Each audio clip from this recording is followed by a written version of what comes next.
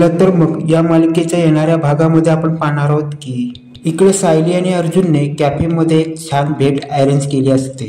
सायली इथे अर्जुनची वाट पाहत असते की सायलीने डिनर भेट प्लॅन केलेला असतो आणि अर्जुन पण तिथे येणार असतो आणि सायली पण खूप खुश असते कारण की तिच्या मनातल्या भावना ती अर्जुनला सांगणार असते आणि अर्जुन पण सायलीला भेटण्यासाठी निघालेला असतो। आणि इकडे अर्जुन आणि सायली दोघंही प्रेमाची कबुली देण्यासाठी सज्ज झालेले असतात। पण या दोघांच्या विरुद्ध एक मोठा कांड रचला जाणार होता, तो म्हणजे प्रिया। आणि प्रिया खूप मोठी वाट लावणार असते, त्याचा विचार सायलीने अर्जुनने स्वप्नात पण केला नसतो। पण तिचा सगळा प्लॅन हा घरी चाललेला असतो।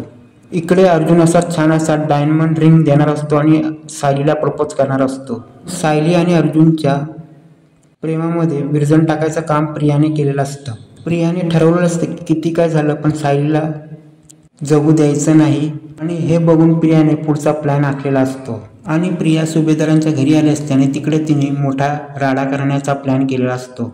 पण बावळट अस्मिता ही प्रियाची मदत करत असते आणि अस्मिताच्या मदतीने कपाटाची चावी ती घेते आणि सायली आणि अर्जुन दोघंही बाहेर गेलेले असतात आणि ते कधी केव्हा येतील हे माहीत नसतं, पण त्याचा फायदा इथे प्रिया घेते। आणि इथे प्रियाने ते पेपर काढून कॉन्ट्रॅक्ट मॅरेजचं सायली आणि अर्जुनचं सत्य हे सगळ्यांसमोर आणलेलं असतं आणि सगळ्यांच्या समोर दाखवून दिलं असतं की सायली आणि अर्जुनने काय केलं आहे। पण हे सायली आणि अर्जुनच्या लक्षात येत नाही काय चाललंय। तेव्हा कल्पना भयानक चिडते आणि सायली आणि अर्जुनला जाब विचारते। तेव्हा कल्पना विचारते हे कॉन्ट्रॅक्ट मॅरेज आहे का, आणि सायली अर्जुनला प्रश्न विचारले असतात पण दोघांना एक मोठा धक्का बसतो आणि कल्पनाने ते पेपर उधळलेले असतात आणि सायली अर्जुन ते पाहत असतात। पण सायलीने अर्जुनने प्रेमाची कबुली एकमेकाला दिली असती, पण त्यांचं नातं एक नवरा बायकोचं हे होणार असतं, पण त्या अगोदर हा सगळा गोंधळ झालेला असतो। पण सायली आणि अर्जुनना हे का होत आहे, हे कशामुळे होत आहे हे त्यांना कळत नाही आणि ते कॉन्ट्रॅक्ट पेपर सायली आणि अर्जुनच्या समोर उधळलेले असतात आणि सायली अर्जुन ते पाहत असतात। पण सायली अर्जुनला कळत नाही की त्या दोघांनी प्रेमाची कबुली दिली असते आणि सुखी संसाराची पुढे स्वप्न पाहत असतात,